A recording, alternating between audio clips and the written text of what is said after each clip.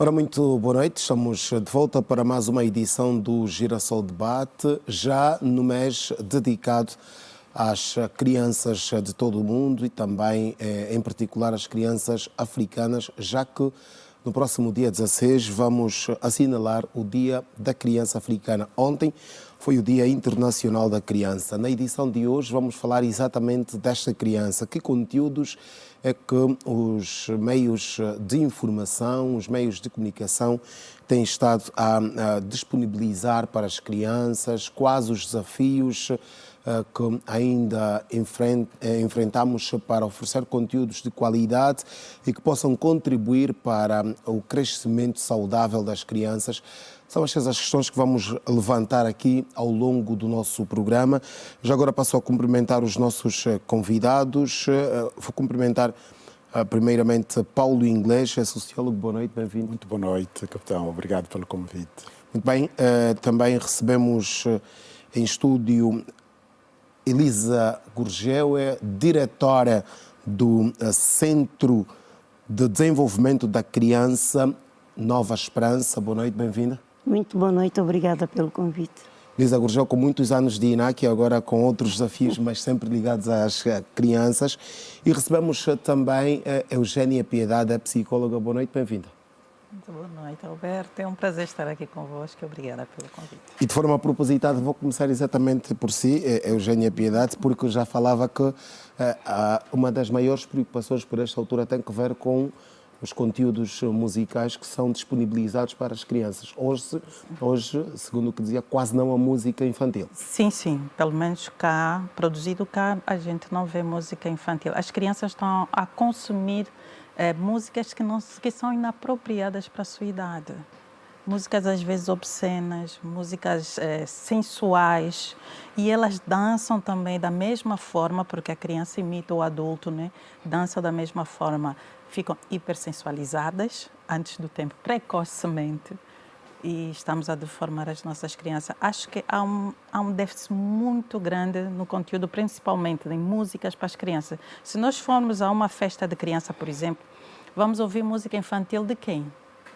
Taricas, que são de Portugal, ou músicas brasileiras. Onde estão as músicas angolanas? Nós não produzimos. E hoje mesmo as próprias referências das crianças nestas músicas são exatamente Panda, Caricas e outras mais. Quase não se fala de artistas nacionais. Exatamente.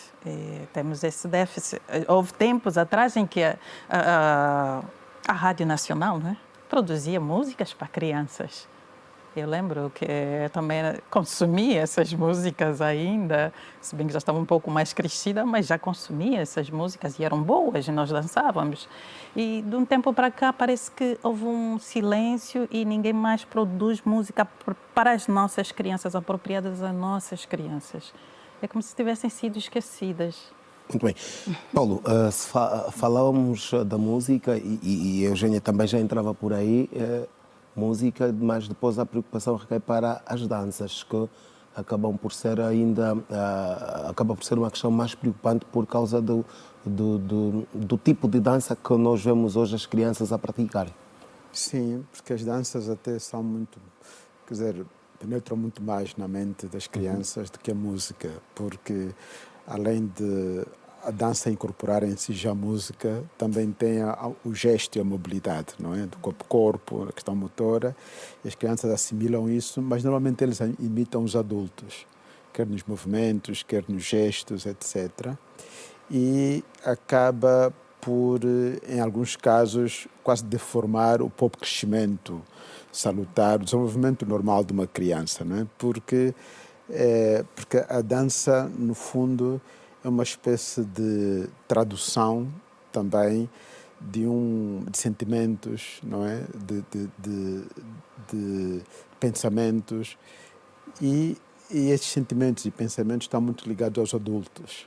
Então, no fundo, quando as crianças incorporam isso, estão a incorporar precocemente aquilo que é para os adultos. A dança é uma forma de linguagem, não é?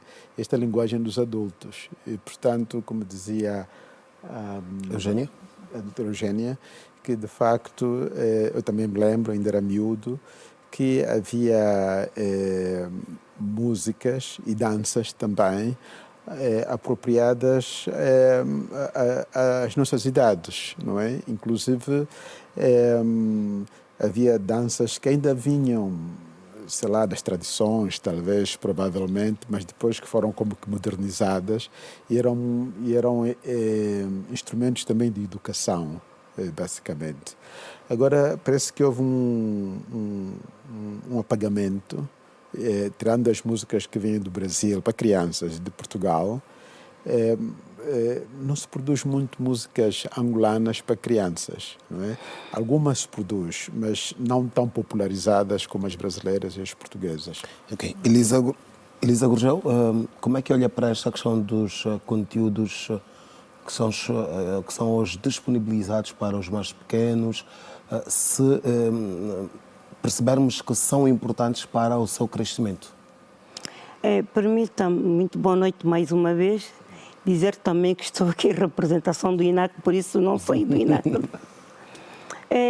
Dizer que, falando da música, podemos falar de várias expressões da própria criança. Permita-me fazer uma incursãozinha. Repare que, noutrora, existiam chocalhos para as crianças e as mamás, enquanto ainda pequeninas, as nossas criancinhas no berçário ou na bacia, aí sentadinha, tinham um chocalho, poderia ser modernizado, ou então aquele que a família normalmente preparava. E lá tinham as músicas e a criança tinha ali o seu período de interação, do conhecimento à base disso. Hoje, qual é o chocalho que nós temos? São os telemóveis conectados às redes sociais. YouTube. Em grande parte, YouTube. E lá o bebê está ali, a criancinha pequenina, está a chorar, está inquieta, lá a mãe ou o pai dão um telemóvel conectado às redes sociais no YouTube e a criança desde pequenina vai consumindo isso. Esse tipo de música, esse tipo de programas que não se coadunam até com a faixa etária dela. Depois de um determinado tempo, ela vai habituando-se. Eu vou chegar até a pergunta que me colocou. Vai habituando, faz parte. Repare que há crianças de 7 mesinhos que já choram quando os pais recebem os telemóveis. Então já faz parte delas. Qual é o tipo de música? E a criança, à medida que o tempo vai passando, 1 ano, e a psicóloga sabe disso, 1, 2 anos, naquela fase do seu desenvolvimento, ela vai ter o telemóvel com aquelas músicas que lhe interessam, mesmo não apercebendo a letra, mas ela vai dançando e vai consumindo. Repare, e chega um determinado momento que ela não tem a música angolana. São várias, são raras as vezes, que tem lá no YouTube que os pais dão, porque até criança de 2 aninhos já mexe no telemóvel, já procura, e às vezes procura conteúdos que não são benéficos para a faixa etária dela. As músicas angolanas infantis, muito poucas.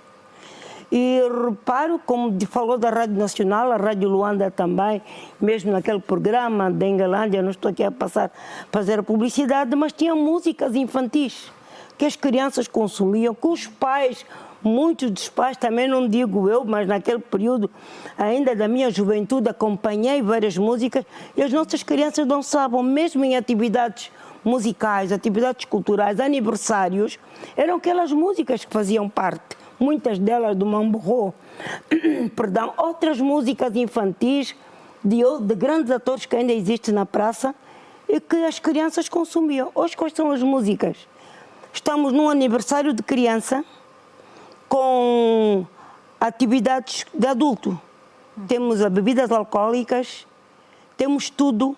A criança até dança o kuduro ou outras músicas que não são apropriadas para a faixa etária, mas nós adultos ainda incentivamos. Enquanto pais estamos ali, enquanto tios, a tirar fotografias, a mandar para as redes sociais, é verdade, desafios, a promover, palmas, sim, a bater palmas. E como é que elas dançam? Disse o nosso sociólogo. Canções e a expressão corporal diz muito. A canção não tem a ver com ela. O ambiente que aí está para uma criança de 1 ou 2 anos também não tem nada a ver com ela, porque até são os adultos que se beneficiam deste aniversário. E ela é utilizada, instrumentalizada, dançando músicas que os adultos mandam.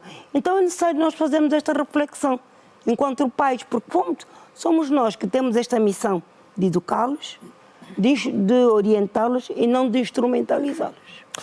Nós estamos aqui a falar de festas e porque começamos exatamente a olhar para a questão da música, porque a doutora Elisa Gurjó falava aqui das festas para crianças, mas que são transformadas em eventos para adultos. E há mesmo, Paulo Inglês e também ouvir aqui a doutora Eugénia, há mesmo situações em que nos deparamos com a separação. Olha, das 16 às 17, crianças, às 17 horas vão dormir, mas quem fez anos é uma criança. Sim. Como é que nós podemos alterar este cenário que vamos vivendo nos dias de hoje? Eu acho que passa por tomada de consciência dos pais, não é? Se eles querem ter um ambiente de adultos, criem um ambiente de adultos. Não precisam esperar um pretexto de pôr a criança lá para depois fazer o seu ambiente. Porque muitas vezes a criança nem vai dormir. Fica lá a apreciar os adultos a beberem as bebidas alcoólicas, mas amanhã nós queremos dizer no filho não beba. E esquece-se que a criança aprende por imitação. Amanhã, quando a criança, aos seus 14, 15, 16 anos, querer experimentar bebida alcoólica, vão dizer, não faça isso. Mas como não vou fazer isso se o pai bebia e ficava alegre com os seus amigos? E eu cresci vendo isso. Isso é bom para mim. Ou seja, é normal porque cresceu vendo aquilo com alguma normalidade. Porque a criança aprende por imitação. Não adianta dizer faça o que eu digo e não o que eu faço. A criança aprende com o que a gente faz. Se bebe na frente da criança, a criança vai beber. Porque ela aprende que a bebida é boa. Por isso é que meu pai consumia. A não ser naqueles casos em que o pai cai e ele vê que aquela figura ficou deplorável, fez uma figura triste, aí ele diz, não, eu aí não me meto. Por isso é que normalmente os filhos de alcoólatra a este ponto não se tornam alcoólatras, mas os filhos daquelas pessoas que bebem socialmente acabam sendo alcoólatras, porque percebem que os pais bebem socialmente e não há prejuízo. Paulo Inglês, o que é que se está a passar com a nossa sociedade, já numa visão sociológica, fazendo este casamento aqui com o nosso tema central, que tem a ver com os temas, com os conteúdos a que as crianças estão expostos nos meios de informação. O que é que se está a passar com a sociedade angolana? Antes de mais, quando a gente reflete sobre as crianças, nós estamos a refletir sobre os adultos, sobre a sociedade que os adultos constroem, não é? E depois tem influência nas crianças. Portanto, a questão não é o que é que as crianças fazem ou deixam de fazer, o que é que os adultos fazem e que influenciam nas crianças. Este é o seu grande tema. Em segundo lugar, é que a nossa sociedade tem, como que vou dizer, também passou por vários momentos de ruptura, convergências e divergências. Ao que se diz é que está doente. História. Sim. Como? Ao que se diz é que a nossa sociedade está doente. Eu não gosto muito dessa expressão, não é? Que a nossa sociedade está doente, porque pronto, isso é uma figura de estilo, não é? Agora, se calhar usaria que há doenças que a sociedade tem, não é? Algumas doenças são curáveis rapidamente, outras levariam mais tempo. Mas o que eu acho é que nós pensamos que a sociedade é uma espécie de algo que está fora de nós, não é? Nós falamos da sociedade muito em abstrato, mas a sociedade é essa relação que nós temos do cotidiano, não é? E que depois vai criando rotinas, e as rotinas é que nos permite fazer previsibilidade. Ou seja, uma sociedade é aquela que tem capacidade de fazer previsões. Quando uma sociedade deixa de ter capacidade de fazer previsões, é porque falha no modo como se constrói. Então, o que acontece quando se dá isso? Nós vamos querer preencher isso. Não é? Vamos querer preencher. Isso é como se, por exemplo, eu saio de casa de manhã, eu sei que, olha, levanto, tomo um pequeno almoço, vou apanhar o táxi e chego ao serviço. Vamos que demore 2 horas ou 3, mas há um hábito. Mas, de repente, a chuva interrompe o caminho. O que é que vai acontecer? Isso muda a rotina, porque, sabe, vamos cortar uma ponta, o caminho, tudo isso. Então, o que eu quero dizer é o seguinte, é que a sociedade, no fundo, é só aquilo que nós construímos. E as crianças são partes desta construção. Só que a diferença é que nós não temos consciência de que estas crianças é que vão ser as adultas da manhã. Nós não temos consciência disso. Mesmo o processo de socialização, de escola, antigamente até eram as igrejas, não é? E depois associações desportivas, etc. Escuteiros, um exemplo, não é? São elementos de socialização. Nós não cuidamos disso porque pensamos que só são atividades para crianças, mas no fundo nós estamos a construir a sociedade do futuro. Parece abstrato, não é? Quando a gente fala de futuro, mas a gente vê os nossos filhos, às vezes têm 1 ano, 2, passando pouco tempo, já estão com 7, já estão com 14, já estão adultos quase. Não é? E o investimento de uma sociedade adulta, madura, é sobretudo nas crianças, porque é que vai dar sobrevivência à sociedade. E isto é um elemento importante. Por isso, quando a gente fala 2 milhões de crianças que não vão à escola, não é só porque não vão aprender conteúdos cognitivos, não, é porque não se vão socializar com outras crianças, nos espaços próprios. E nós estamos a matar a sociedade. Este é o problema de fundo. Não é só... Está a faltar políticas, não que gosto muito desta, mas está a faltar políticas públicas para integrar esta criança e resolver estas situações todas? Também, mas as políticas públicas... Quando a gente pensa em políticas públicas, é porque já fizemos uma reflexão anterior, que é, por exemplo, pensar que é fundamental pensar no futuro das crianças, porque é o futuro da sociedade. Então, as políticas públicas são uma resposta. A estas... Mas às vezes não nem há esta reflexão. Então não é ainda. Quer dizer, eu acho que há um déficit de reflexão sobre isso, não é? Portanto, isto é a parte fundamental. Quer dizer, tem que haver uma consciencialização, mas isto é uma coisa de todos. Isso é das escolas, das igrejas, das famílias, do Estado, do governo, dos partidos. Quer dizer, isto é uma responsabilização de todos. Exatamente. Eu disse das famílias também. Parece que a doutora Elisa Gurgel tem um posicionamento contrário ao Não. que há políticas. Não. É para aqui para dizer, bem, cada um é livre de coisas, mas enquanto INAC, enquanto Ministério da Ação Social, enquanto Conselho Nacional da Ação Social também, existem políticas. Até porque nós temos agora aprovada a política da primeira infância, que é uma política fundamental, porque nós dissemos tudo se decide até os 5 anos de idade.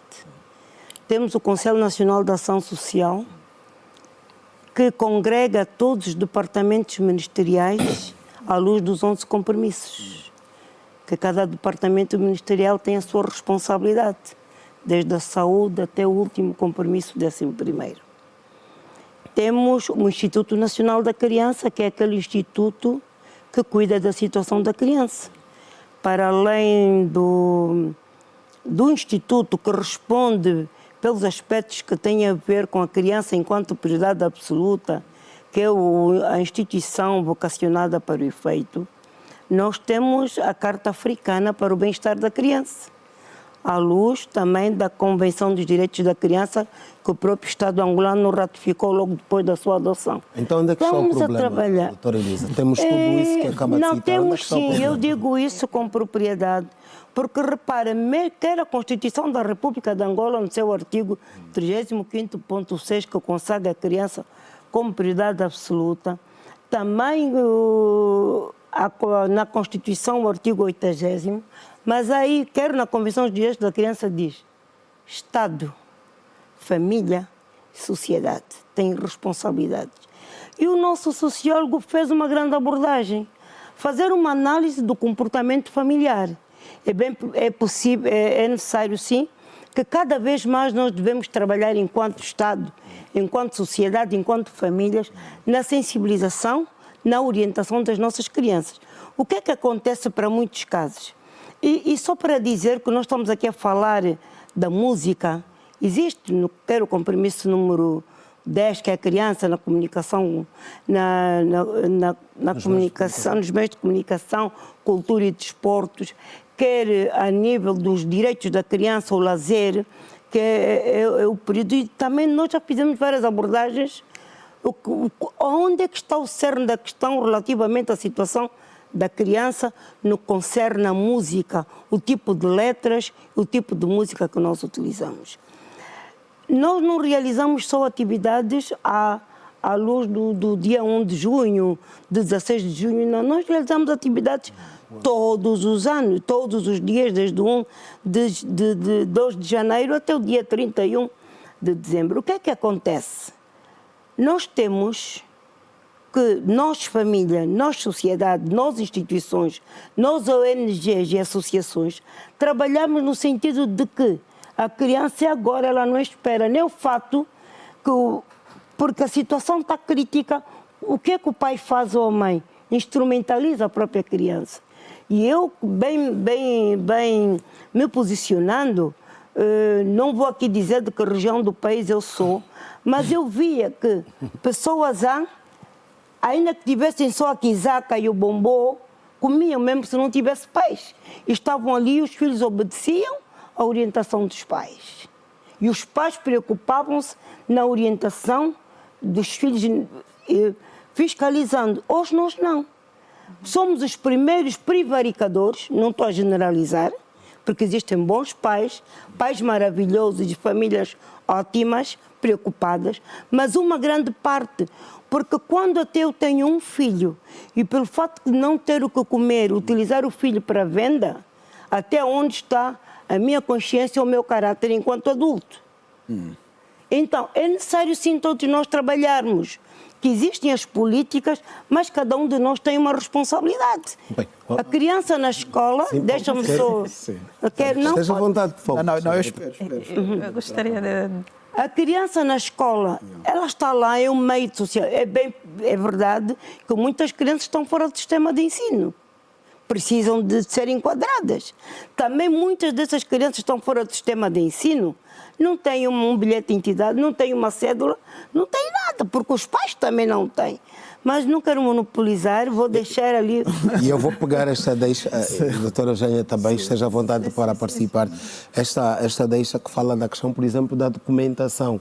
E falou dos 11 compromissos, falou de uma série de questões que já existem, mas a questão que fazemos é, então, se temos tudo isso, onde é que está o problema? Eu diria que falta implementar e pôr na prática tudo. É muito bonito criar leis. Por que criar e não implementar? É muito bonito criar política. Doutora Eugênia, por que criar tudo isso que é bonito e não implementar? Eu não sei o que é que se passa de facto. Está a ser implementado. Mas porque muitas vezes é assim, eu sou do Ministério A doutora é do B e ela é do C, eu posso começar o meu trabalho, mas preciso da outra parte. E a outra parte pode não ter as componentes para complementar o meu trabalho. E acaba por inviabilizar. Que a criança é prioridade, ou seja, não tem ministério. Mas não devia ter, né? Eu acredito que a criança é prioridade. Eu esperava realmente ver isso na prática. Eu não vejo. Eu dou suporte a comunidades carentes. Eu não vejo isso. Eu vejo crianças desnutridas. Eu vejo crianças... sem esperança de vida, aquelas que eu pergunto, qual é o teu sonho para o futuro? E ele diz, eu quero ter uma barraca no mercado. E me dá tristeza perceber que uma criança angolana, em pleno século XXI, ter o sonho de ter uma barraca no mercado. Então aí eu pergunto, onde estão as políticas? Eu não estou aqui a apontar dedo para ninguém, mas eu estou a falar o que eu vejo na prática lá, onde tem as comunidades carentes. Então, onde estão essas políticas que a criança não sonha maior, não sonha em coisas que podem beneficiar o país? Porque até pode ser um cérebro que estamos a perder aí no mercado. Ter uma barraca no mercado não é sonho para ninguém. Uma cabana e uma barraca no mercado, não é. Então, eu acho que há necessidade de começarmos a deixar um pouco os gabinetes, os papéis, e começarmos a ver o que é que realmente as nossas crianças precisam. Porque agora temos o fenômeno das crianças pedintes, que há pais que obrigam as crianças a irem para a rua para pedir. E muitas vezes essas crianças não vão à escola, não porque não existe a escola, mas porque ele ganha mais, o pai ganha mais, pondo a criança a pedir do que a criança na escola. E temos esse fenômeno. Então temos que ver o porquê das questões, porquê desses comportamentos, para combatermos essas situações. Porque não adianta criarmos somente políticas que depois não vamos conseguir pôr na prática. É preciso conhecer bem o nosso povo, as suas necessidades, e para podermos então encontrar os pontos que precisamos de trabalhar de concreto. Paulo, já está a segurar algum tempo. Tem uma abordagem ligeiramente complementar a alguns aspectos diferentes, porque é assim, diz-me que criança é, diz-me de que família vens, dir-te-ei que criança és, não é? De certa maneira, não é? Isso não é absoluto, mas assim como princípio. Então, o que se passa é o seguinte, a minha opinião, é que, por exemplo, quando um pai usa uma criança para pedir, nós dissemos que o pai é insensível, não é? Porque não devia fazer isso e tal. Mas o que nós devíamos perguntar é o que é que leva um pai... Exatamente. O que é que leva um pai a fazer isso? Não é por que o pai faz isso. Quer dizer, o que é que, por exemplo, leva um pai ou uma mãe usar o seu filho para pedir? A pergunta é esta, por quê? Porque se um pai ou uma mãe estivessem enquadrados com empregos, etc., evidentemente que não levariam os filhos a pedirem. Depois, em segundo lugar, vamos ver um pouco a nossa história. É que, durante um tempo, o Estado, no início da independência, não é? O próprio Estado, aquela ideia de criação do homem novo, não é? O Estado quase retirou, digamos, como que a prerrogativa das famílias de educarem seus filhos. O Estado achou que ele seria, digamos, o artífice do homem novo, não é? Mas o Estado não tem capacidade para isso. A primeira fase da socialização são as famílias. Depois, são famílias funcionais, entre aspas. Famílias funcionais quer dizer, não tem que ser necessariamente pai e mãe, pode ser com os avós ou com os tios, mas uma família. E as crianças socializam-se neste contexto. Agora, quando isto falha, ou seja, quando o mecanismo de funcionamento de uma família falha e a criança cresce nessa espécie de bolha, claro que também falha.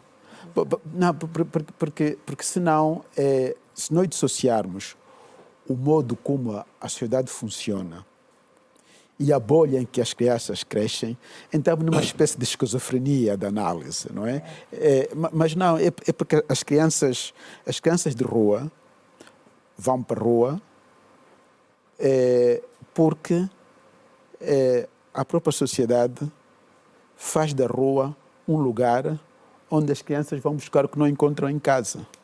Portanto, a crítica não é o facto das crianças irem para a rua, sim, isto é mau, mas por que as crianças têm que ir buscar na rua o que não encontram em casa? Então, a pergunta passa a ser menos de quem é culpado, que políticas, o que é que não funciona, ou seja, o que é que deixou de funcionar para que isso tivesse esta consequência. Eu acho que esta é a reflexão. Eu estou de acordo. Eu gostaria de acrescentar só que, pegando as duas deixas, eu diria que mais do que focar só na criança, é focar no meio em que a criança está inserida. Porque se nós tivermos só que olhar para a criança e simplesmente criar políticas para ela, estamos a esquecer a família. E a família que ele vai cuidar, é a família que vai socializar. É o que o doutor esteve aqui a dizer. Mas também a própria sociedade, quer dizer, as políticas, né? O próprio Estado não tem capacidade. Mas o Estado, para responder, não tem capacidade. Mas em muitos sítios, o Estado colabora com outras instituições para poder... O Estado aí aparece, ou pelo menos, no caso, aparece como orientador e depois para poder permitir que os outros atores, como aqui falamos da família, eu já vou devolver a palavra aqui. Vamos só receber também, e acaba de juntar-se a nós, Catiana Prata, que é pedagoga. Boa noite, bem-vinda e muito obrigado por ter acedido ao nosso convite. Já começamos, estamos a olhar para crianças que estão expostas a conteúdos inadequados e quero também passar-lhe a palavra para a sua primeira contribuição neste sentido. Onde é que está a preocupação, enquanto pedagoga, como é que olha para os meios ou os conteúdos que estão expostos para as crianças angolanas? tenho um olhar de muita preocupação com relação a isso, porque não há melhor forma de nós moldarmos e formarmos a sociedade que não seja por via da educação. E, no entanto, muitos são os valores que estamos a perder, né? As crianças precisam de um acompanhamento maior e melhor, mas há um conjunto, já estava aí a acompanhar o debate, de atores que devem ser envolvidos no processo da educação integral e integrada da criança. E algumas vezes atiramos a bola para o Estado. O Estado tem uma fatia, um bolo. O Estado tem uma fatia, tem uma cota à parte, mas há um conjunto de elementos que são chamados para que consigamos educar uma sociedade ou uma criança, né? E temos que olhar a criança como uma continuidade da sociedade. E do ponto de vista educacional, olhando para um dos princípios e direitos fundamentais da criança, que é a educação, a igualdade de oportunidade para a educação, ainda nos falta um bocadinho. Nós temos muitas crianças fora do contexto escolar, muitas. E os conteúdos que se divulgam e que agradam as crianças é preocupante. É preocupante. Nós vamos olhar para um estilo de música que ficou cultura, é bom, nosso, Kuduro, nada contra, canto Kuduro, gosto, mas temos que ver o que o Kuduro traz de educação do ponto de vista da dança. Qual é a região que as crianças mais se preocupam em mexer. É uma dança muito sensual. As crianças aprendem muito com a observação. E nós temos que olhar no processo embrionário da educação da criança para modelos comportamentais. Quais são os modelos de conduta que nós temos a olhar para os conteúdos que são divulgados? Porque esses conteúdos são divulgados por pessoas. E essas pessoas transmitem alguma atitude, algum comportamento. Vamos olhar para uma criança, ela tem o sonho de ser esse alguém que expõe-se à nudez, que expõe-se ao alcoolismo, que expõe-se à sensualidade, mas é o modelo comportamental que ele tem. Perfeito. É a fonte de inspiração que ele tem para seguir. Quer dizer, estamos tão carentes de modelos cívicos e de conduta que as crianças alternadamente vão encontrando essas figuras como modelo. E dizia muito bem o doutor, temos que olhar e inverter, sim senhora, a pergunta, o que falta em casa para ela ver a rua como uma verdadeira casa. Porque nós temos crianças que são recolhidas da rua, reintegradas no seio da família, mas no processo da reintegração ela chora. Como se tivessem a lhe tirar, quer dizer, a rua como se tivessem a lhe tirar do seio familiar para a rua. Fica 2 dias e no terceiro volta para a rua. Não, porque ela tem uma inversão de conceito. Ela encontrou família na rua e encontrou as maiores atrocidades no lar. Hoje em dia as crianças estão mais vulneráveis, muitas são as crianças, não quero generalizar, estão mais vulneráveis no lar do que na própria rua. Claro, é isso que eu estava pedindo. As maiores atrocidades, as maiores violações, e vemos o testemunho de muitos adultos, né? Testemunhos de infância, que a maior atrocidade, as maiores, e os nossos influências digitais que temos agora, influências sociais, eles vão dizendo que não, a minha primeira violação foi em casa, o padrasto, o tio, o irmão, o pai. Se fosse só o padrasto era outra coisa, é o pai. O pai. Não, é um conjunto, não estamos a chegar ali, é um conjunto de pessoas, né? Sim, então, quer dizer, o pé de pai, o pé de professor, o pé de pastor, estão todos a violar, né? O pé de padrasto, os pés.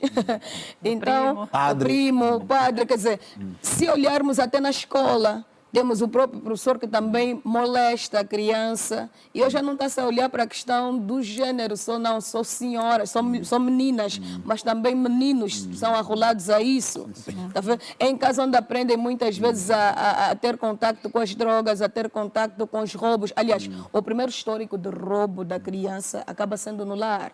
Aquele roubo mais ínfimo, que não se coloca limites de antemão, o roubo da panela, o roubo da comida, o roubo do 5, que não deu o troco. Para falar em pé, também pensei nos PTs, não é? Também, em alguns casos, não é? Também são. Sim. Eu creio. Não, mas, olha, Eu creio que sim, a pedagoga já trouxe o que eu queria dizer. Quando a pergunta foi colocada, por que a criança sai de casa?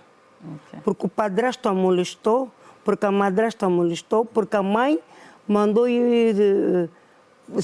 ser pedinte e ela está num alambique. Há crianças que infelizmente não vão à escola, porque é a própria mãe ou os pais que dizem, enquanto não terminares de vender isso, não volta para casa e nem tens direito a ir à escola. aqui aliar a atividade do gabinete com a base. Exato. Eu sou uma pessoa que vou muito para a base e sei fazer um historial daquilo que é a base. Crianças instrumentalizadas, crianças vulneráveis, muitos de nós foi vulnerável em qualquer momento. Mas tivemos uma orientação, os pais souberam colocar o pé, pôr o pé ao avô ou ao padrasto. Ou tio, nós hoje temos inversão de valores. É preciso ter... E as ONGs, mesmo que os documentos reitores, chamam muito a responsabilidade da sociedade. Quem está na sociedade? As famílias. As famílias, com grande papel, porque aonde é que a criança nasce? Eu deveria nascer no seio da família, porque é o primeiro sítio até da sua socialização. Temos as ONGs, temos associações, temos as igrejas, infelizmente com muita dor, não generalizando, mas muitas crianças nem estão bem em nenhum desses locais. Nem com o pai e a mãe, nem com o pastor na escola bíblica dominical, nem na igreja nos escuteiros, na atividade dos escuteiros, nem na escola, porque até o professor diz, tu estás muito bonita hoje. Não tem nada pele, porque até uma menininha de 7 ou 8 anos. Mas às vezes é o professor que a molesta, é o contínuo também que molesta. Então onde é que nós estamos? É necessário que as forças vivas do país, todas as áreas do saber, a par dos documentos que existem, trabalharmos todos juntos. Porque ontem uma criança chamava de tia, né, na psicóloga, mesmo não tendo nenhuma relação parentesca. Mas hoje já estamos com problemas muito sérios. Quem são os pais de hoje? Nós hoje vimos adolescentes, 14, 13 anos, com filhos. E quem é a avó deste adolescente? Pode ter 28, 29 anos, porque também fez filho aos 14 anos. Quem é bisavô deste bebê? Nem tem ainda 60 anos de idade. E começamos com este problema. E então, e as danças são assim em casa. Todo mundo dança como quer. Todo mundo bebe, porque quem está até... Não falo de quem tais comuns, mas às vezes ali há uma promiscuidade, que a criança está ali, a mãe já está com a cerveja na mão, ou o pai, ou o tio, ou a avó. A criança está ali, qual é a música que ela está a consumir? É aquela que às vezes nem tem uma blusinha, não tem uma fraldinha, não tem nada. Estão ali os potenciais. A questão e tocam também aqui numa questão das referências. As crianças de hoje estão a perder as referências. Muitas delas a referência era o pai, era a mãe, era o professor. E creio que essa questão do professor até acabamos por concordar, porque a criança era aquela que chegava em casa e se o irmão ou o tio falasse, olha, não é assim, ela diz, não, o meu professor disse que é. Sim. E quando o professor fala é o dono da verdade. Mas isso quase não acontece. Como é que vamos poder, como é que se pode alterar esta situação no sentido de termos crianças melhor preparadas para o futuro, como estamos aqui a falar? Doutora Eugénia. O seguinte, eu defendo que, porque por acaso já estive a fazer um trabalho de pesquisa sobre abuso sexual intrafamiliar e chegamos sim à conclusão que a maior parte dos abusos ocorre na família, no seio da família, e os maiores predadores são os tios, seguidos dos primos, pais e avós. Os desconhecidos vinham em menor percentagem, o que quer dizer que a criança já está em perigo dentro de casa. O pior, nós podemos educar, porque dizem assim, temos que educar as nossas crianças para prevenir os abusos, mas uma criança que aprendeu até o que é abuso e não consegue dizer não àquela pessoa de autoridade que está em casa, como é que fica? Essa criança sofre muito mais.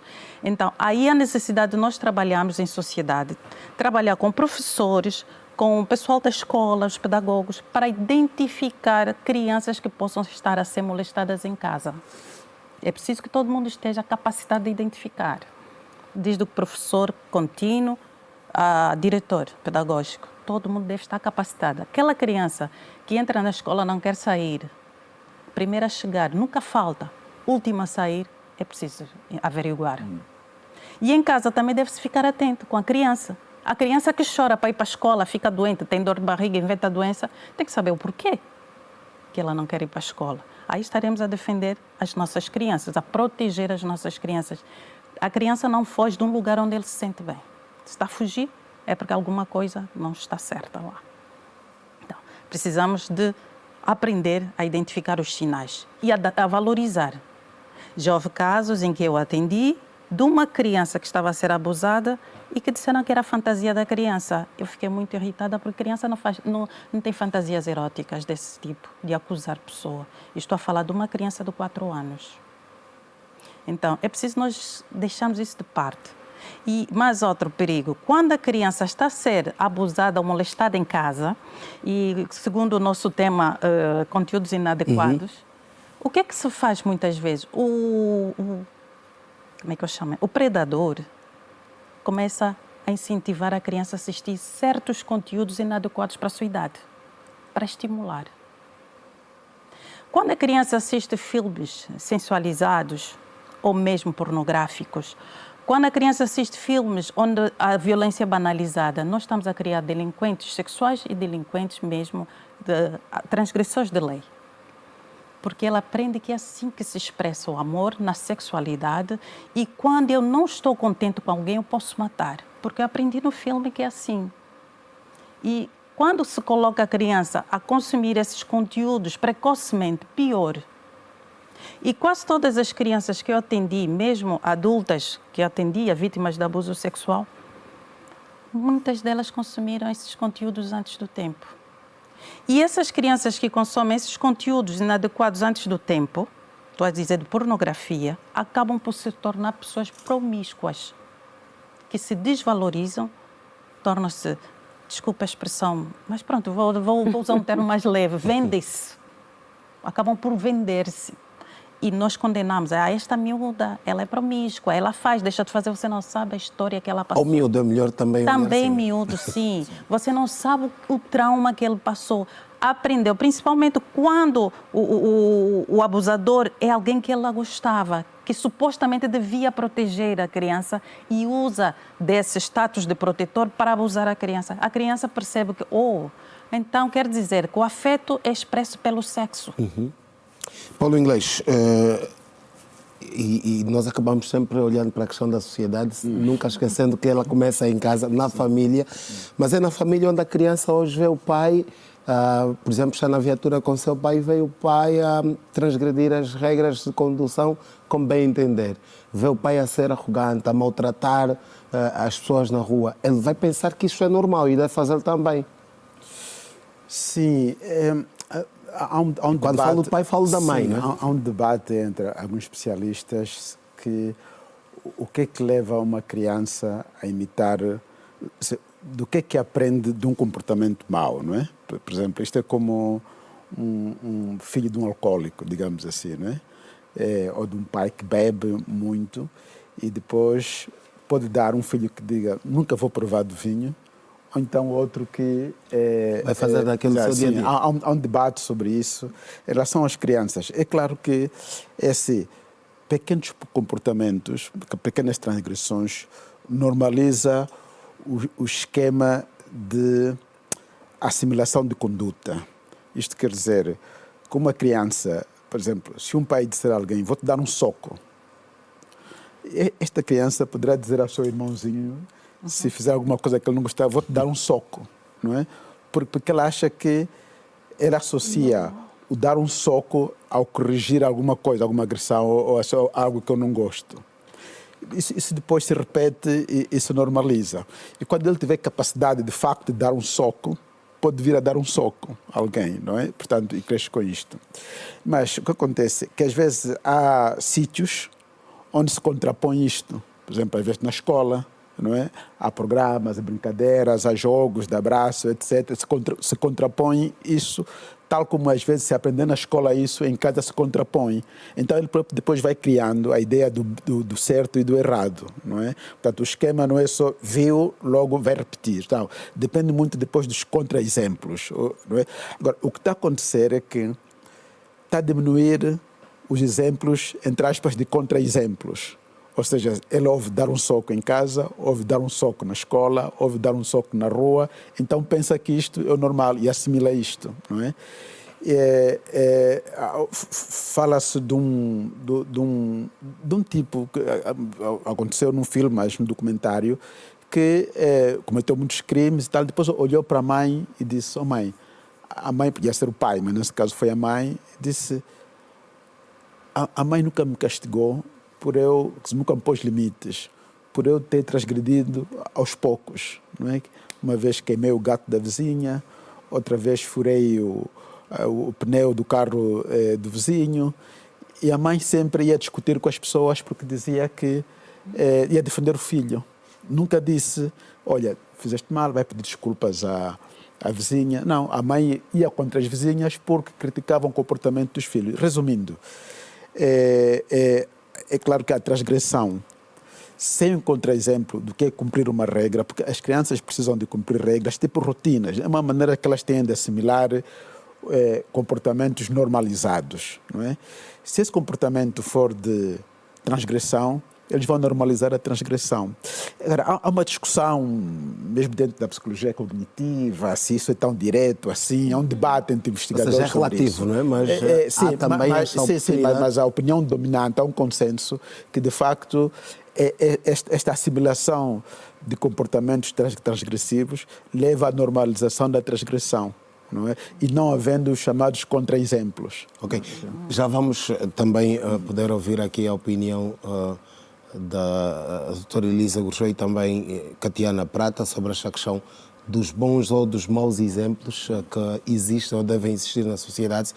Temos apenas para um rápido intervalo, vamos voltar daqui a pouco, porque hoje estamos a olhar para a questão da criança, já que estamos no mês dedicado a elas, mas atenção que a reflexão sobre os desafios da criança deve ser feita todos os dias e não apenas em junho.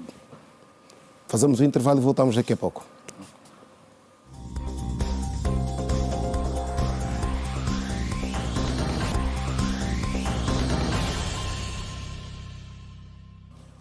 Ora bem, estamos de volta para a segunda e última parte do Girassol Debate, na edição desta segunda-feira, 2 de junho de 2025. Estamos a falar da criança ou das crianças expostas a conteúdos inadequados nos meios de informação. Claramente que também aqui abrimos a várias outras questões que afetam diretamente a criança, e antes do intervalo falávamos da questão das referências. Aliás, continuamos mesmo durante o intervalo a abordar essa questão das referências. Professora Catiana Prata, quero também ouvir de si a opinião relacionada a esta questão das referências, e porque parte destas referências eram os professores, como já aqui fizemos menção, mas também os catequistas, os professores da escola bíblica, os irmãos mais velhos, os próprios pais, mas hoje quase não se vê isso. O que é que se está a passar? Como é que se pode reverter esta situação? É uma pergunta complexa. É uma pergunta complexa por quê? Porque cada um de nós está a atribuir a responsabilidade a outrem. Os pais deixaram tudo para a escola também sabe que a família tem a sua responsabilidade, a família deixa tudo a critério da igreja, por isso é que vimos depois casos de crianças que são internadas na igreja e lá depois sofrem todas as hostilidades e tudo mais. Mas a olhar para o contexto escola, permita-me lhe dizer que também a profissão professor ficou um bocadinho, numa linguagem mais grosseira, prostituímos um bocadinho a profissão. Qual é o perfil profissiográfico de um professor? Quem deve ser um professor do ponto de vista do saber conhecer, do saber ser, do saber estar, do saber conviver? Do ponto de vista não só técnico, mas do ponto de vista comportamental. É bem verdade que nós temos também alguns professores que precisavam de maior instrução, de maior orientação para a vida. Porque uma coisa é estar instruída na cientificidade para ministrar num determinado ciclo ou nível de ensino, outra coisa é ter a competência comportamental, conhecer bem a finalidade, a natureza do meu trabalho, conhecer bem as minhas responsabilidades sociais, educativas, afetivas e psicomotoras, e não só cognitivas, que tenho com a minha profissão em relação à criança que eu assisto. Se eu não conhecer e não fizer esse exercício reflexivo, e ir ali somente por dinheiro e não comprometida com a minha missão, porque hoje ser professor é uma missão. E temos poucos missionários na educação. Poucos. Então, muitos por acidente, na eventualidade de querer ter emprego, acabaram ingressando à profissão. E vemos depois o que acontece. Se repararmos parte, um estudo empírico, né, parte das informações que tenho que chegar, não que eu tivesse feito uma pesquisa científica, mas parte dos professores que cometem contra as crianças, deixa-se muito em dúvida a sua índole, a sua formação. E, sobretudo, também hoje temos muitas escolas que foram surgindo, que nem as cantinas do bairro. Temos muitos colégios. São instituições que surgiram para acudir à demanda, à procura, aos problemas que também ainda temos do ponto de vista estatal, para acudir do ponto de vista de infraestrutura, assistir às crianças do ponto de vista educacional. Então, a cada esquina pode nascer um colégio. Quem são os professores que vão assistir a esse colégio? São os jovens do bairro, que têm um nível assim um bocadinho aceitável. Ele vai atuar no ensino primário porque já tem o ensino médio concluído. Então, há uma preocupação mais com o nível dele acadêmico, a certificação dele, do que o comportamento dele, aquilo que ele pode transmitir enquanto professor. Ou seja, ninguém dá aquilo que não tem. Estamos a exigir demais dessas pessoas. Não têm para dar, do ponto de vista de educação, de comportamento, do ponto de vista de saber conviver, do ponto de vista de encarnar a responsabilidade do ofício, né, que decidiu assumir. Não se dorme e acorda-se professor. Ser professor é uma construção contínua, constante, permanente. E há necessidade para despertarmos não só para a orientação vocacional, que é contínua, mas também para a própria complexidade da missão. Até que ponto eu sou professor? Sou professor porque quero... Quais são os meus desafios enquanto professor? O que é que o Estado espera de mim? O que é que eu estou a fazer com aquilo que, de facto, o Estado me confiou? Então, tenho que ter consciência daquilo que faço. E tenho que ter consciência que o meu trabalho é como uma marca, é como uma tatuagem. Há pessoas que até hoje, nós não vamos falar da nossa trajetória, do nosso percurso acadêmico, sem olharmos para as primeiras pessoas que colocaram os primeiros tijolos de conhecimento nas nossas vidas. Aqueles que nos ensinaram a ler e a escrever. E falamos também dos pais, falamos, né? E, de facto, o pai... Às vezes, como é que estamos sentados na mesa? Referência paternal. Qual é a referência que temos hoje? Estamos aí, há pouca concentração física com a família, estamos todos nos telefones. Cada um no telemóvel. Cada um no seu telemóvel. O Natal ficou agora o Natal das redes sociais. Cada um quer acompanhar o que é que a outra família está a postar e pôr os likes. Não aproveitamos o momento para proporcionar um período, naquela área, momento de lazer, de recreação, um período de instrução, de educação para os nossos filhos.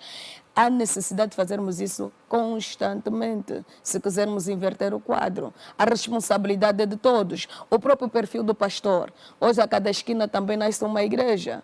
Quem outorga, quem credencia, quem consagra um indivíduo a ser pastor? Também tem-se debatido com esta questão das igrejas que vão abusando da inocência das crianças. Infelizmente, nós fizemos um estudo à volta disso e vimos que crianças, 3, 4 aninhos, fazem jejum. Porque a mãe sonhou que a filha deu-lhe pão enquanto estava a dormir. E falando com o pastor, alto lá, acho que está ligado à feitiçaria. Muitas crianças. Não só na vertente, não só nesse aspecto, mas também do abuso sexual. Muitas crianças, em vários locais aqui, não só ao nível da província de Luanda, mas estamos a falar das províncias todas, crianças abusadas, porque para se tirar o feitiço, sai com abuso sexual. E muitas delas, com idade já adolescentes, acabaram por estar grávidas e têm um filho do pastor. Então, estamos a falar do pastor, do padre, estamos a falar dos tios, dos avós. É muito triste quando um avô de 72 anos se envolve com a sua neta de 12 anos. Qual é o valor que deixa? A maior parte das crianças hoje, como fez bem a pergunta, se estiverem a acompanhar uma partida de futebol, em quem é que eles se inspiram? Messi, Ronaldo e tantos outros. Qual é o modelo de pai que tem dentro de casa? Todos nós sabíamos, por exemplo, aí está a transmissão de valores cívicos, éticos e morais. Se eu for à casa do senhor inglês, não vou chegar lá meu vizinho, porque o senhor inglês não é vizinho da criança de 4 anos. É vizinho do pai da criança de 4 anos. Então, ali está a grande responsabilidade de nós, enquanto famílias, enquanto adultos, enquanto instituições, enquanto sociedade, começarmos a trabalhar. Trabalhar no verdadeiro sentido da palavra. As famílias perderam o senso de responsabilidade. Muitas delas, porque o pai sai às 5 da manhã, a mãe também, na ânsia de trabalhar para trazer os bens para casa, mas esqueceram-se do principal, a orientação, a fiscalização dos filhos. Disse bem a nossa jovem, a pedagoga, estamos numa mesa aqui todos, a mãe está a comer, está a rir, mas não está a rir nem com o pai, nem com os filhos. O esposo também, a criança está ali no tapete a comer também com o seu telemóvel a rir. Mas famílias há que já adotaram, têm um cesto e antes de irem para a mesa, todos devem depositar o telemóvel no cesto, para ninguém ter esse contato. Será que os pais já fizeram uma análise a quantas estão os nossos filhos na escola? Muitos depositam os filhos com todo o respeito e nem querem saber a quantas anda o filho. O filho, até os mais crescidinhos, teve 5 valores, ele pega numa esferográfica, eu ponho um à frente, tem 15 valores. E o pai vai no final do ano, às vezes até Cobrar da escola porque que o meu filho reprovou.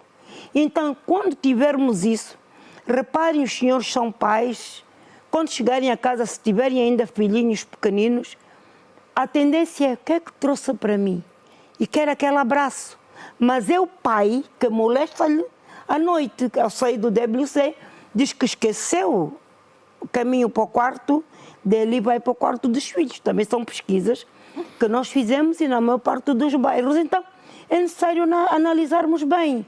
Eu vou agora pouco. Olha, a minha mãe hoje completou mais um ano de vida e é mais velha. Mas todo mundo vai abraçar, é porque é a nossa mãe. E temos exemplos. E muitas destas mães nem tiveram o ensino médio, nem o ensino de base. Mas analfabetas. Hoje todos nós somos doutores. Como é que está a sociedade dos doutores? Vamos Fazer analfabetos codificados. voltar aqui ao tema central, a questão dos conteúdos expostos às crianças. Paulo Inglês, como é que está a nossa mídia, e aqui alargamos a mídia convencional e até as mídias digitais hoje, com conteúdos expostos às crianças? Nós, no princípio, falávamos da questão das crianças que têm hoje muito contacto com os telemóveis. Isto, de alguma forma, pode e vai também abrindo espaços para que as crianças deixem de ter acesso ao livro, aos espaços de lazer, aos parques infantis e se foquem só nestes conteúdos agressivos. Sim, mas este é um debate que há não só aqui em Angola ou em África, isso é em todo o mundo, não é? Estive há poucos dias, estive na Alemanha e na Noruega. O debate lá é como evitar que esta espécie de doença, não é? Dos mídias para as crianças, como evitar, e há vários, inclusive há livros, há workshops, cursos de como limitar até a medidas de famílias, não é? Eu vi uma publicidade de um objeto assim feito em madeira, agora está muito na moda, de uma família em que todos os telemóveis ficam na sala, não é? Num corredor, a carregar, não é? Então não vão para os quartos, não é? Portanto, os filhos, todos têm novos, não vão para os quartos porque uma maneira de ir dormir com o telemóvel e acordar logo com o telemóvel. Agora, quanto aos conteúdos, o grande problema é o acesso. O grande problema é o acesso. Porque, não é porque os conteúdos, sempre houve conteúdos, digamos, para adultos, não é? Antigamente havia revistas, não é, de banda desenhada para crianças e havia para adultos. Então, os mais novos não tinham acesso àquela revista porque eram para adultos. O que hoje houve foi a espécie de tirar esta barreira, não é? Esta barreira não é legal, esta é uma norma social, no sentido de que as crianças, através dos adultos, eram impedidas de terem acesso, digamos, àquilo que era para conteúdos para adultos. Hoje em dia é o acesso, porque no YouTube eu posso ter tudo. Portanto, se eu tenho acesso ao YouTube, eu tenho acesso a tudo. Portanto, quando não há esta barreira, portanto, isso está... Agora, a produção de conteúdos, isso não haverá limite, porque está ligado ao mercado. E o mercado, eles produzem e querem consumidores. Quem tem que controlar é o dar acesso.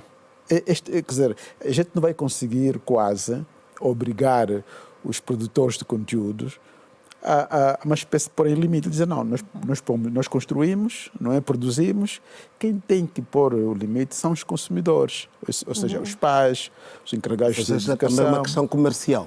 Não, sim, é uma questão comercial, porque a questão é o seguinte, é que quanto mais consumidores houver, melhor é para o negócio. Mas isto é uma avalanche, isso é quase impossível de controlar, não é? É quase impossível. Agora, o que tem que se controlar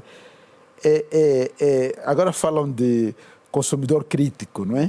Alguém que não engole tudo, mas tem a capacidade de selecionar o que vai consumir. O mesmo se diz das redes sociais, ou seja, tem que haver um controle por parte de quem usa. É claro que há sistemas de controle, por exemplo, agora já há aqueles softwares, não é? Controle parental, em que a mãe ou o pai, eles têm no seu telemóvel, tem acesso, porque aquilo, pronto, se faz, tem acesso ao telemóvel, aquela altura ele vê o conteúdo, ele simplesmente desliga a internet e fecha, ele não tem acesso, não é? E isto é possível fazer. Depois aí há questões de liberdade, educação, autonomia, há outros debates, mas o que é certo é que tem que haver um controle no acesso. Agora, há um autor que diz que educar significa dizer não, seletivamente, não é? É assim. E nós perdemos a capacidade de dizer não. Porque a criança chora, faz chantagem, então nós damos acesso. Outras vezes, nós próprios queremos estar descansados. Né? Saímos de serviço, com um trânsito horrível, chegamos a casa, mãe, telemóvel. Não. Pronto, toma. E nós ficamos a ver a novela. Quer dizer, não temos capacidade de pôr um autocontrole e, de certa maneira, pôr um controle de acesso aos médias. Agora, o debate, eu participei há pouco tempo de um debate sobre isso. Houve alguém que disse que não, mas temos que controlar os conteúdos. Sim, como? Simplesmente controlar o acesso. Isso tem que ser um problema de escolas, dos governos, das associações, das famílias, etc. É preciso controlar o acesso aos certos conteúdos. É possível, já há tecnologia para isso, há brincadeiras alternativas que as crianças fazem para não estar toda hora assim com os média. Depois há esta coisa que as pessoas dizem que é essa espécie de como é que se diz em português? Como se fosse uma droga, não é? A questão do ecrã. Não é? Sim, a questão do ecrã, exatamente.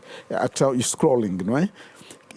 É uma droga, porque muitas vezes até a pessoa nem vê o conteúdo. É só o facto, é como aquelas pessoas que fumam, não é? Às vezes é só os lábios tocarem no cigarro, então pega um cigarro, nem acaba, pega no outro. Às vezes o scrolling é em si mesmo já uma espécie de droga, não é? E a pessoa fica horas, vê uma coisinha um segundo, passa para outro, sucessivamente. Pode passar 3, 4, 5 horas nisso. Então, O controlar o acesso, eu acho que Ter a é internet uma das segura. saídas. Doutora Eugênia, como controlar este acesso a estes conteúdos quando faltam às vezes alternativas? Por exemplo, os espaços para as crianças brincarem. Sim.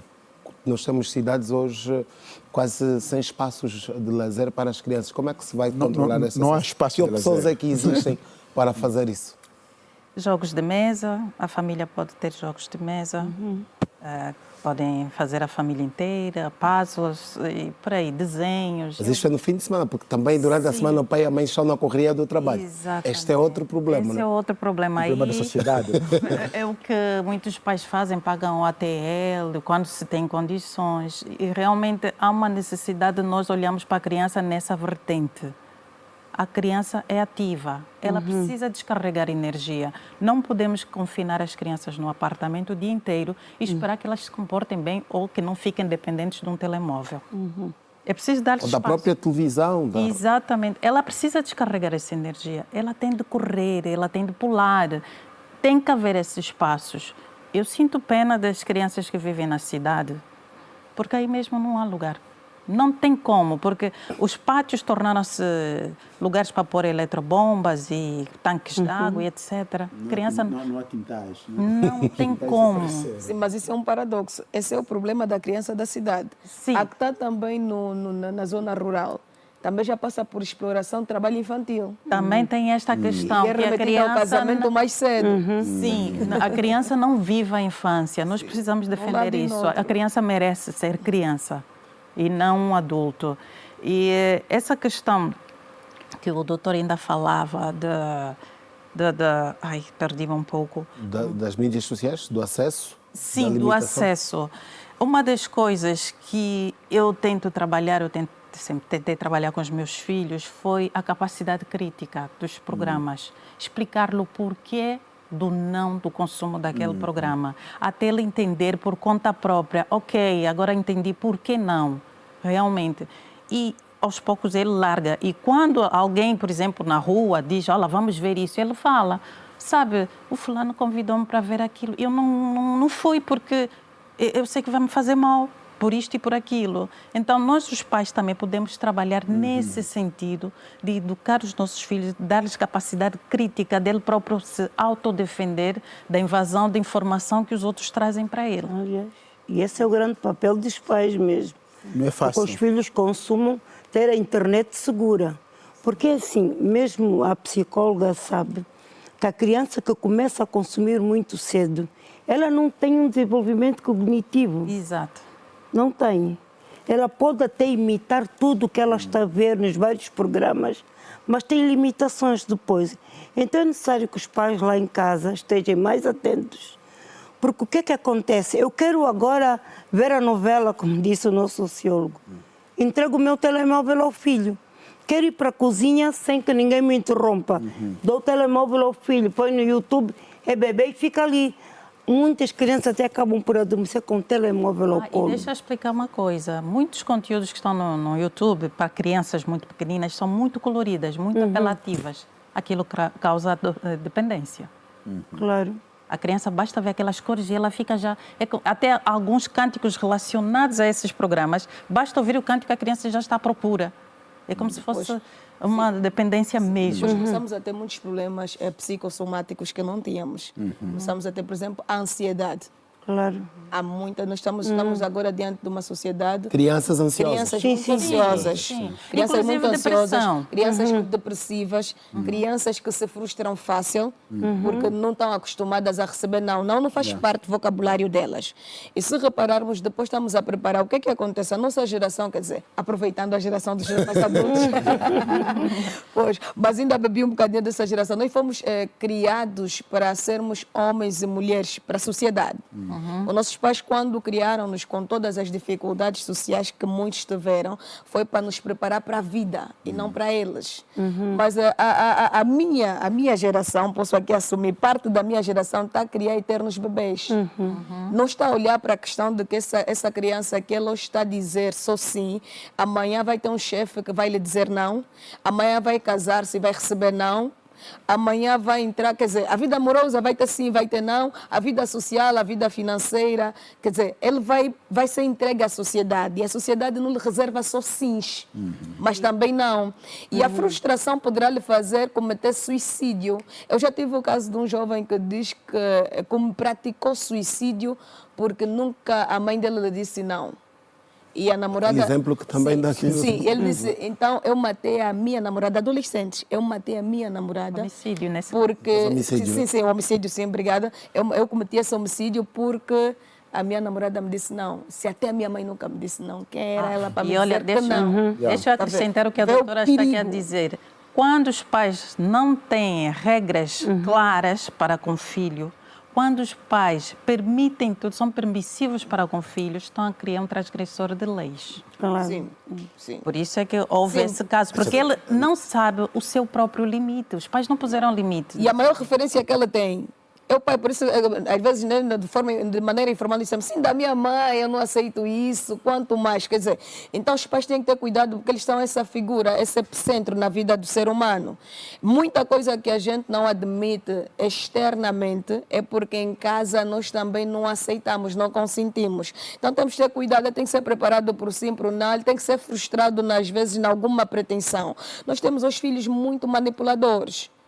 E facilmente conseguem chantagear e manipular os pais. Facilmente. Eu digo que nós todos fomos manipuladores, mas Mas os pais souberam pôr barreira e dizer não, mas é o que a doutora Na semana disse anteriormente, passada, por muito exemplo, nos forte. deparamos Pais com- analfabetos que geraram no seu ventre doutores. E agora temos doutores Que não a são. gerarem analfabetos codificados e disfarçados de doutores. É grave. Deixa-me só Muito aqui grave. acrescentar uma nota e para ouvir aqui o posicionamento do INAC. Na semana passada nos deparamos com a notícia que dava conta de filhas que queriam tirar a vida do próprio pai. O que é que se está a passar? Bem, em parte, quando temos muitos casos de filhas que querem até, filhos no sentido lato da palavra, dizimar ou matar o pai ou a mãe, muitas por causa vítimas de abuso sexual. Há outros Muitas tipos delas. de abusos. Bem, nós estamos a falar, não só, bem, vou falar do abuso sexual e a violência sexual. Porque eu posso estar a mexer nas partes íntimas da minha filha e não existir penetração. É violência sexual. É. O abuso sexual é a abuso, penetração. sim. Mas há o bullying, mas há, Há bullying. a agressão física. Há o pai que bate constantemente os filhos, juntam-se e querem, bem, vamos dar cabo do indivíduo. Há pais que não querem assumir. Vou dizer aqui. Ou seja, para me livrar deste senhor Para que me passa a livrar, vida a vamos bater, por- vou... Livrar a Os família pais- inteira Os pais, do abuso e do agressor. Sim, o pai que diz, a esta hora os filhos foram para a rua, as meninas. Tem exemplos concretos. Quem manda são os pais, papai e a mamã. De manhã regressam com alguma coisa para lucro. casa. Sim. Quem manda é o pai. E aquilo é uma constante. Estamos a falar de crianças que o pai diz que eu estou a olhar para a filha recordando-me da mãe, que já partiu. Uma criança de 10 anos. E é um abuso sistemático. A criança até perdeu a fala, começou a fazer novamente xixi na cama. Existem vários casos. Os irmãos unem-se para defender a irmã ou os irmãos.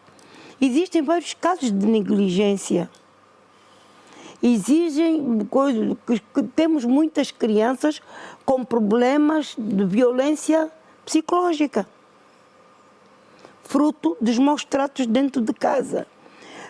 Nós às vezes falamos da situação da criança, mas há crianças que dizem não gostariam de estar vivas em vida porque o pai ou a mãe não são dignos. Não sei se me fiz entender. Aquela criança que sai e a mãe diz, sabe como é que as outras trazem alguma coisa para casa? Para alimentação. Temos 15 filhos, 14 filhos, 10 filhos, mas são eles próprios que vão à rua trabalhar. Por isso é que há crianças que preferem estar na rua, muitas inalando combustível, e não estar dentro de casa com os pais. Muitas nem são padrasto nem madrasto. São os próprios progenitores que não assumem as suas responsabilidades. É só para ter aqui uma ideia como é que as crianças, muitas delas, revoltam-se. Se formos agora a um dos locais, a um dos mercados, de manhã, às 7, eu fiz esse exercício, das 7 às 23. E é muito triste o que as crianças contam. Até são forçadas a mentir a própria idade para que os adultos possam aceitar. Então precisamos sim de trabalhar. E a criança diz, eu prefiro matar o meu pai ou a minha mãe. Então precisamos trabalhar. Será que nos interessa ter tantos filhos e não termos capacidade de orientá-los, de educá-los, de fiscalizá-los, de dar um verdadeiro nome e irem para a escola? Porque há crianças, como se diz na gíria, órfãos de pais vivos. Não é a terminologia. O pai está em casa, a mãe também, mas ela que vai para a rua à procura da sustentabilidade para casa. E este é um dos fatos que as crianças...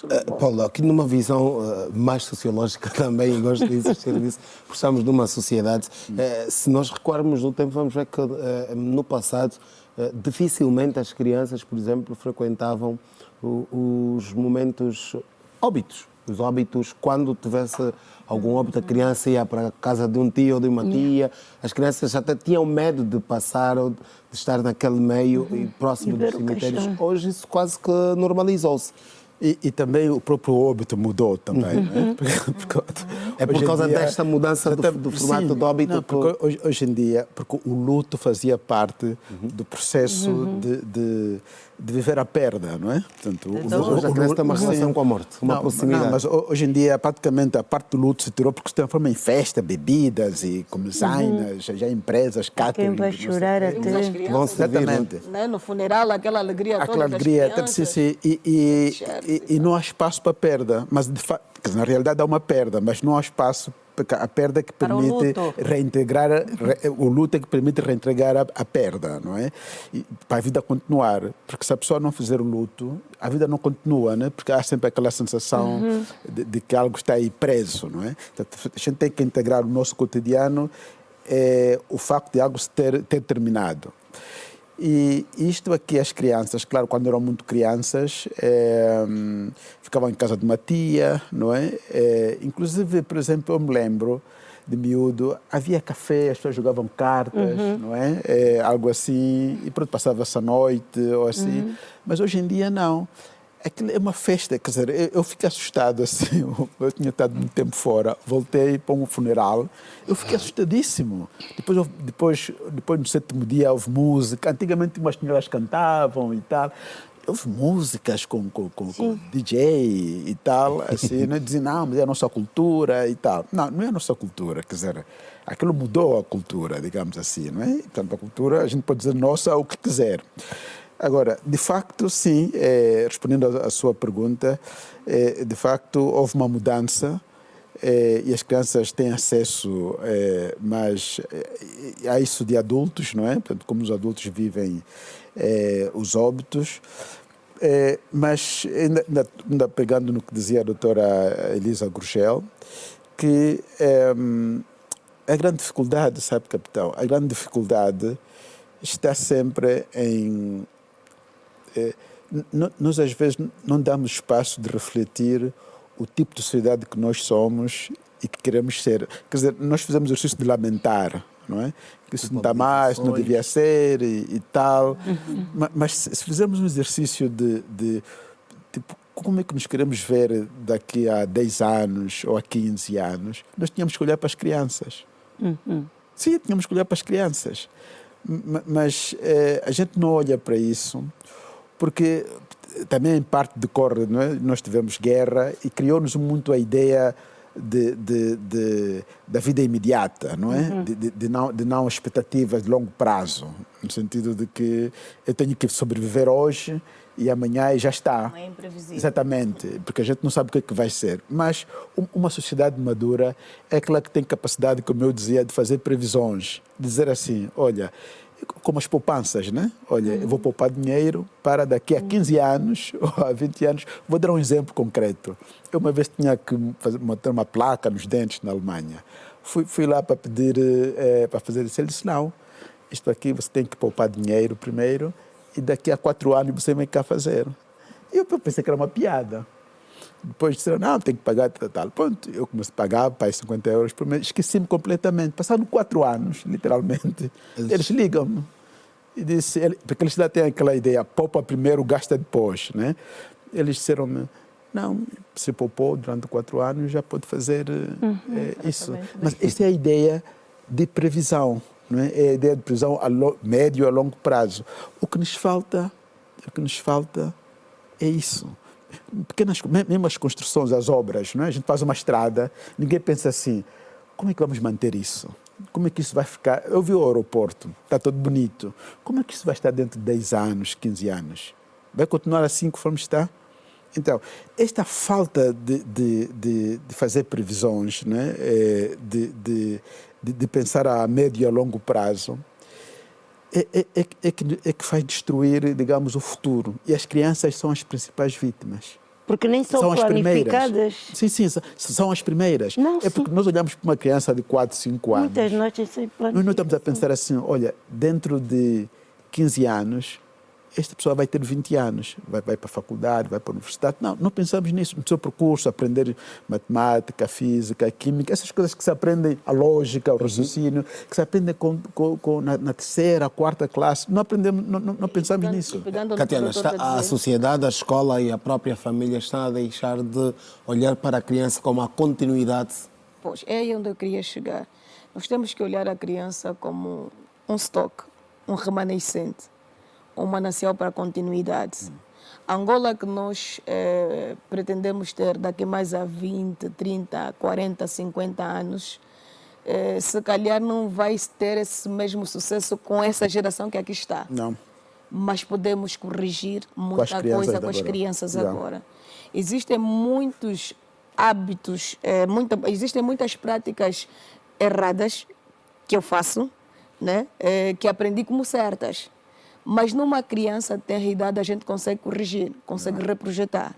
Se quisermos fazer Angola de amanhã, não é com a geração da juventude atual.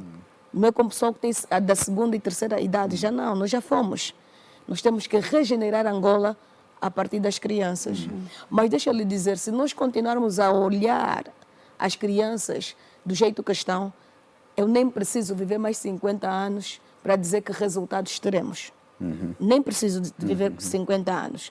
A partir do que se faz hoje, do que se permite 50, hoje... Você é simpática, né? Sim. Sim. A partir do que se vê hoje, nós já conseguimos perspectivar que sociedade teremos amanhã. Então vamos cuidar da nossa geração que vai regenerar Angola. São as crianças. Nós podemos viver um processo metamorfósico muito forte do ponto de vista social, do ponto de vista de um desenvolvimento qualitativo. Mas nós temos que cuidar das crianças. Não podemos matar a criatividade das crianças, matar os sonhos das crianças. Não podemos mutilá-las na infância. Então, um trabalho árduo que temos que fazer de terra idade. Se eu quiser comer manga, eu tenho de tratar bem a mangueira que eu estou a semear. Senão, do contrário, não acontece. E leva tempo. Capitão, só um segundinho. O desenvolvimento das sociedades passa-se às vezes por saltos, não é? Mas nós tivemos um corte. Em 75 tivemos um corte. Por quê? Porque havia muitas instituições que deixaram de existir. Algumas creches, por exemplo, casa de gaiatos, abrigos, e de freiras, etc., igreja, instituições, deixaram de abrir. Por quê? Porque disseram assim, não, agora isso aqui acabou, agora é do Estado, agora... Quer dizer, houve um corte. Aquelas eram instituições sociais que já vinham de longe, e que permitiam fazer a tal previsão. Não é? Porquê? Porque já havia crianças também que podiam estar na rua, mas eram acolhidas em casas de gaiatos, órfãos, por exemplo, não é? Agora, é claro que havia muita coisa no tempo colonial que não estava bem, mas havia outras que funcionavam, não é? E que podiam ser mantidas, é claro, fazendo a atualização no contexto político, mas que podiam, de facto, continuar. Mas houve um corte. E depois, nós não conseguimos repor isso. Ao longo do tempo, não conseguimos repor. Não é? E, em parte, depois de 50 anos, um exemplo, nós estamos a viver uma parte das consequências disto. Quer dizer, houve um corte com boas intenções, não sei, mas não houve capacidade de, ok, vamos cortar isso, vamos substituir por outra coisa. É aquilo que eu perguntava aquela hora, a questão da responsabilidade das instituições, sim, no caso sim, aqui do Estado de Governo. Exatamente. Qual é a responsabilidade do Governo neste processo? Pois, porque a gente retirou o poder das famílias de educar os seus filhos, dizemos que o Estado vai educar, mas depois o Estado não tinha capacidade para isso. Não tinha estrutura para isso. Não tinha. Não conseguiu. E nenhuma parte do mundo... que o Estado não o Estado tem que assumir que não conseguiu. Tem não que assumir que falhou. Não pode recuar, não pode assumir que falhou e recuar, voltar a passar essa responsabilidade. Você pode recuar a nível de discurso, mas muitas famílias já estão, não é? Já estão disfuncionais. Há um mal que já foi feito. Sim. Há um mal que já foi feito, percebe? A guerra também não ajudou, não é? Porque dispersou famílias, órfãos, traumas. Concentrou muita gente em Luanda. Muita coisa foi disfuncional. Por isso este ano é um ano de reflexão. Não é um ano de autoflagelação, não é? Mas é um ano de reflexão. É um ano de reflexão. Não, e olharmos o Estado, eu posso tocar também a comunicação social, né? E vamos olhar para os mídias convencionais, os clássicos, tradicionais. Eu cresci cantando muito tempo as músicas de programas infantis. Primeiro é que pouco conteúdo infantil se divulga pelos próprios mídias convencionais. Temos pouco conteúdo infantil. E depois, parte dos apresentadores infantis não demoram, do ponto de vista de imagem. Ele hoje é infantil, quer dizer, ele encarna o personagem de apresentador infantil, mas depois nas redes sociais tem uma outra vida e as crianças acessam aquilo. É o promotor da nudez, aparece... Quer dizer, existem coisas, né? Existem princípios que eram salvaguardados. Não lembro-me, quando cresci, encontrar-me numa situação desagradável com o meu professor. Hoje, numa esquina, a gente vê o professor. Estamos a andar com nossos filhos a dizer: "Ô, meu professor, está com a cuca na mão, está com a cerveja na mão." Mas não tínhamos essa imagem, as pessoas preservavam-se em função da atuação social que tinham, em função da responsabilidade social que exerciam. Então, quem são os nossos apresentadores infantis após os programas? Onde é que eles estão? Como é que eles se expõem? Depois, os programas infantis, que conteúdo trazem para atrair, entreter de facto e educar as nossas crianças por via do entretenimento? E fixá-las aí? Dificilmente. Temos programas infantis só para cumprir programação. Mas, no entanto, não têm atrativos. Vamos olhar para a escola, também temos 6 salas de aulas ou 10 e estamos a chamar de escola, mas não tem pátio, não tem campo desportivo. Escorrega, não tem, balões, não tem. Então nós temos a mídia também que precisa assumir as suas responsabilidades em relação a isso. Temos também a escola, precisa assumir essa responsabilidade, a própria família, o próprio contexto do bairro em que estamos. Todo lugar ficou terreno, os campos viraram casas, quer dizer, os lugares de lazer viraram também residências. Então há um trabalho conjunto. Há um parque, deve-se pagar para entrar. Deve-se pagar a entrada. Enquanto pagar, não é? É verdade. As crianças querem jogar, para poder jogar tem que pagar para poder entrar e jogar. E nesse mês das crianças, estamos a ver aí a luta, os pais que não têm recurso, quer dizer, entras com a criança para chupar um gelado e pagas o acesso ao parque, depois tem um conjunto de crianças lá fora a pedir esmola. Sim. Então você com seu filho do passeio, depois encontras aquele cenário das crianças. E estamos a falar de direitos iguais, estamos a falar que as crianças merecem as mesmas oportunidades, mas a desigualdade é visível. educação. Temos o INAC que nos apresenta muita estatística de violência contra menores. É bom, mas depois não vimos o próprio INAC a dizer o que se fez com aqueles que violentaram para desencorajar a continuidade das violências, porque todos os dias em notícia nós temos a estatística. Agora, não se desencoraja por quê? Porque é que todos os dias as pessoas que veem as notícias não se sentem desencorajadas? Porque as leis ainda estão muito fragilizadas. Não, eu acho que porque também... eu não vejo depois o veredito final daquele facto que foi noticiado em termos de estatística. Houve uma violação, o pai violou a filha, tá bom, e depois o que fizeram com o pai? Então eu acho que, bem, deixa-me aqui responder, que é diretamente ligado ao INAC, mas aqui primeiro dizer que a família, nós não podemos só apontar o dedo ao Estado como tal. A família falha muito, muito. E eu posso dizer porque por A mais B. Se realizarmos agora um pedido, o tio ou a tia que nunca teve responsabilidade, qual é a relação que vai pedir, vai fazer para esta menina que nunca acompanhou, nem nada? Nós invertemos os valores. Anteriormente, o tio inglês tinha uma grande responsabilidade no acompanhamento do sobrinho. A tia também tinha uma grande responsabilidade. Hoje nós não temos. E é preciso analisarmos isso. Até num pedido parece que queremos comercializar a noiva. Por outro lado, com relação aos aspectos da criança, existem classes sociais. As crianças têm direito. Eu sou uma defensora dos direitos da criança há 28 anos. As crianças têm direitos, todas elas deveriam todas chamar papá, mamã na sua casa, com ou sem condições. Lembra-me, enquanto criança, que os pais diziam, tendo ou não comida, o lugar da criança, do filho é em casa. E nunca saíamos para ir à casa do vizinho à hora do almoço. O que é que nós fizemos hoje? Eu estive com uma criança hoje numa das bombas e ela diz-me assim, saí da casa da minha mãe de manhã para ir à casa do meu avô, porque lá não tinha feito o pequeno almoço. Mas também cheguei à casa do meu avô e não encontrei nada. Preciso de dinheiro para comprar o pão. E muitos de nós adultos, muitos de nós, até muitos que estamos aqui, vimos crianças na rua e levamos a sopa para a criança. O que é que nós estamos a permitir? O aglomerado de crianças na rua.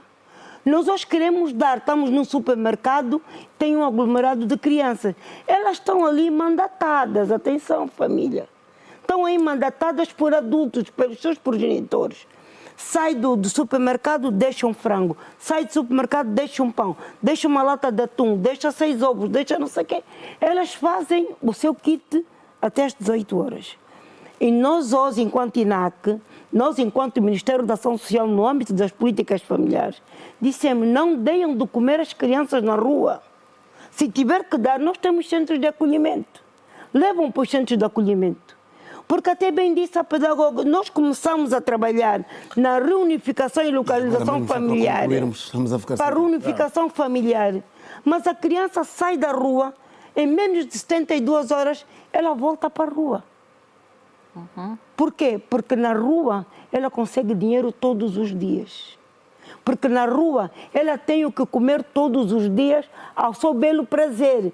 Levei uma criança de 12 anos para o centro e diz, pô, os meus 30 mil que ganhei hoje, eu fiquei a olhar para a criança. Eu não ganhei 30 mil durante o dia.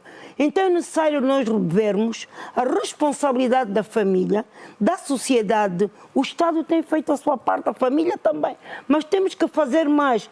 Porque planificar, como disse aí o doutor inglês, também os nossos filhos devem ser planificados. Porque se eu tiver 15 filhos e não tiver condições, os meus filhos vão para a rua. Doutora Eugénia, rapidamente, estamos sem tempo. Consequências psicológicas que uma criança poderá ter se lhe faltarem todas essas questões que fomos aqui levantando ao longo do programa e também já as notas conclusivas? Sim, sim. Bem, quando uma criança não tem o suporte familiar, acaba por ficar à deriva. Primeiro, não tem modelos para imitar, os modelos são deturpados, deformados, então estamos a tirar uma pessoa deformada para a sociedade também. Porque a sociedade é composta por famílias. Quando as famílias estão disfuncionais, estamos a tirar pessoas disfuncionais também para a sociedade. E eu diria que isso tudo passa por responsabilidade social.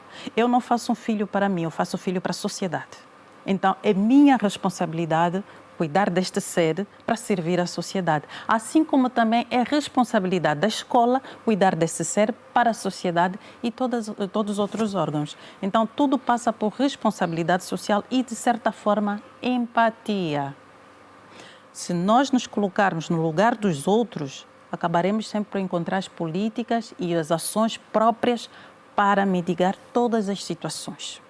O problema é que nós não nos colocamos no lugar dos outros, não temos responsabilidade social, parece que os outros é que devem fazer e nós não. Nós estamos aí no muro a olhar para a situação e a criticar. Nós temos que nos autoavaliar também como cidadão, como parte da sociedade, o que é que eu faço em prol da criança. Não só dos meus filhos, mas de todas as outras crianças ao meu redor. Muito bem. Paulo Inglês, tem um minuto, conclusões. Eu tenho um princípio, que eu faço uma relação entre Estado e sociedade. Pode-se dizer que uma sociedade articulada, madura, pode resultar num Estado também maduro, mas o contrário também. Portanto, um Estado funcional pode ajudar uma sociedade também a funcionar. Um Estado disfuncional pode ter influência no funcionamento da sociedade, das famílias e das pessoas. Catiana, prioridades, conselhos aos adultos e fundamentalmente às crianças que podem não estar a assistir agora, mas poderão ter acesso depois quando forem ao YouTube, já que o conteúdo vai lá estar disponível. Não, que as crianças sejam crianças, mas que para que elas sejam crianças, os adultos têm que proporcionar a infância delas. E a infância só é devolvida se nós temos... Há uma palavra que resume tudo o que nós falamos, do ponto de vista da criança estar na rua e da questão do desfuncionamento de muitas famílias. É a fome. E não vamos querer resolver o problema das crianças de forma isolada sem olharmos para as famílias. Porque quando tem fome, anula-se a razão. E a fome extrema, às vezes, nos cria um conjunto de interregnos, de obstáculos na vida. E mais do que pensarmos, porque assim, até para ter um raciocínio lógico, eu preciso ter oportunidade, acessibilidade à formação, acessibilidade à empregabilidade. Então, tudo isso se resume na fome, na desigualdade social. Mas eu quero deixar o seguinte apelo, que haja vontade política. Uma vontade política que não olhe só para a criança que está na rua, mas que integre a criança, a sua família, mas que faça um acompanhamento integral e integrado. Se eu quiser tirar uma criança da rua, eu tenho que apoiar também a família, criar condições para apoiar de forma generalizada a família desta criança. Porque quando a família fracassa, não tenho que isolar a variável criança, porque ela faz parte daquela componente. Então temos que olhar num contexto geral e isso é um trabalho de todos. Agora, vamos também valorizar a questão da espiritualidade. Cada um de nós nasceu com um propósito, com um chamado. E é importante que não se crie interferência no processo de crescimento da criança, sob pena de matarmos um chamado, sob pena de matarmos um propósito, sob pena de matarmos um sonho, sob pena de anularmos um projeto que Deus trouxe à Terra para cumprir uma peregrinação em todas as latitudes e dimensões sociais. Às vezes estamos a matar um doutor no cheiro da gasolina. Às vezes estamos a matar um potencial cardiologista, um potencial médico, um grande talento nas ruas. E nós vemos que parte dos talentos na cultura saíram das ruas. Grandes cantores, grandes compositores que nós admiramos, um dia tiveram a oportunidade de sair das ruas. Quantos sonhos mais tão disfarçados, tão embrulhados, foram deitados, jogados na gasolina, no lixo, na rua? Questões que não conseguimos responder. Também notas conclusivas rapidamente, estamos mesmo sem... Bem, muito rapidamente aqui dizer que muita coisa foi dita. É necessário que cada um de nós faça reflexão no verdadeiro sentido e começarmos a trabalhar, a tirar da teoria a prática como sendo o critério valorativo da verdade. Este é que é fundamental. E para todas as famílias lá em casa, se eu rego todos os dias uma planta para não secar, precisamos de orientar e regar cada vez mais os nossos filhos, para que eles possam crescer e terem uma vida saudável. Muito obrigado, Paulo Inglês, Eugênia Piedade, Elisa Gurgel e também Catiana Prata. Até uma próxima oportunidade. Boa noite, bom regresso a casa. Você que esteve a acompanhar-nos, queremos igualmente agradecer pelo carinho da sua audiência. Na próxima segunda-feira nós voltaremos para um outro tema, para olharmos também aqui e abordarmos consigo, que está sempre ligado à TV Girassol. Já sabe que este conteúdo está também disponível no nosso canal do YouTube e no Facebook, Rede Girassol. Boa noite, fique bem.